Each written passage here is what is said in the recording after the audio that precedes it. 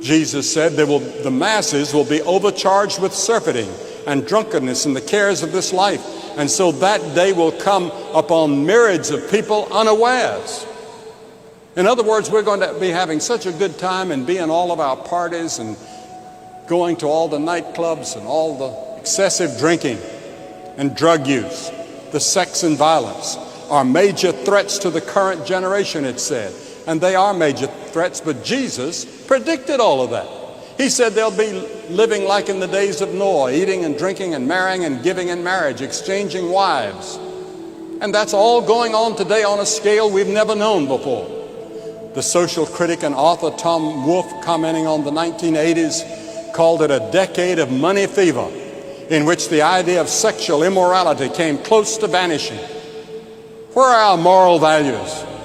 We go to the talk show people, and they tell us what the moral values are at that present moment.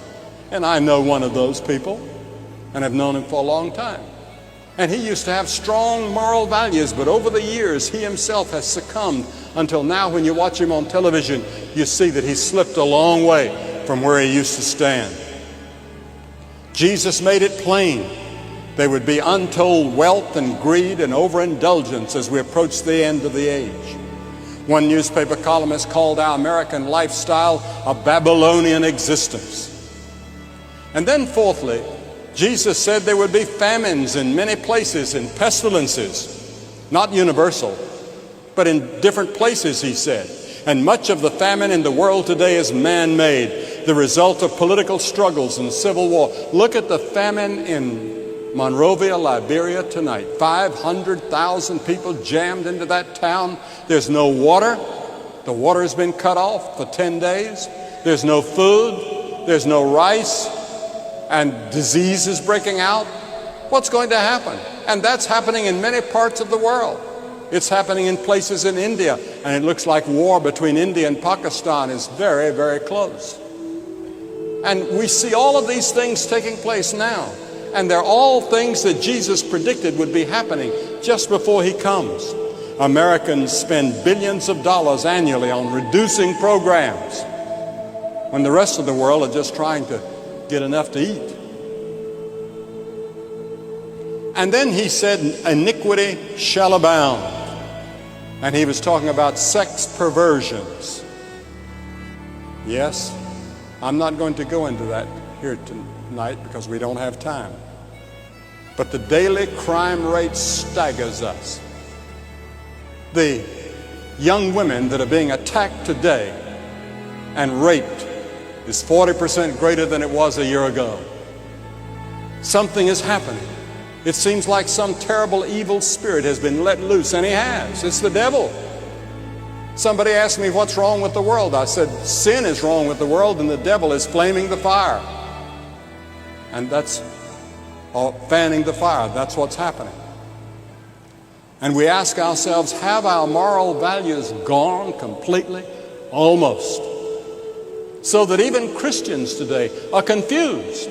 And we become worldly Christians instead of Bible-reading Christians and studying the Scriptures and praying in our homes.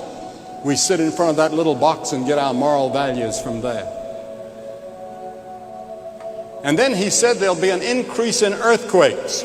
There's some 6,000 earthquakes detected throughout the world each year. The average death toll from earthquakes in the 20th century has been 20,000 people every year. In Armenia in 1988, there were 25,000. In Iran a few weeks ago, there were 50,000. Earthquakes are increasing. In 2 Peter, he says, since everything will be destroyed in that day, what kind of people ought you to be? We now have the ozone effect. Everybody's getting concerned about the environment. They ought to be, because in this passage of Scripture, it teaches that the earth is going to melt. It's going to fade away. Something's going to happen. Some climactic thing is going to happen. And it seems to me that what we're reading about in the ozone effect is the thing that Peter is talking about.